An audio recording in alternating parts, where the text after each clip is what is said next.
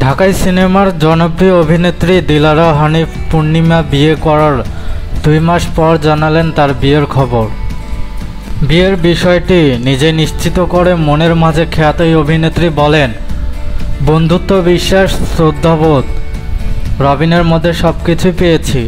চলতি বছরের শেষে বিয়ের সংবর্ধনা অনুষ্ঠান। পূর্ণিমার অন্য একটা মাল্টিন্যাশনাল কোম্পানিতে চাকরি করত। ওই কোম্পানির পক্ষ থেকে অনেক ইভেন্ট হতো। ইভেন্টে নিজেদের অধীনে থাকা ব্র্যান্ডগুলো দেখত রবিন। সঙ্গীত শিল্পী, ক্রিকেটার সহ বিভিন্ন অঙ্গনের তারকাদের নিয়ে ছিল তাদের কাজ। আমিও টানা একসঙ্গে অনেক কাজ করি। ওখান থেকেই আমাদের কথাবার্তা শুরু হয়।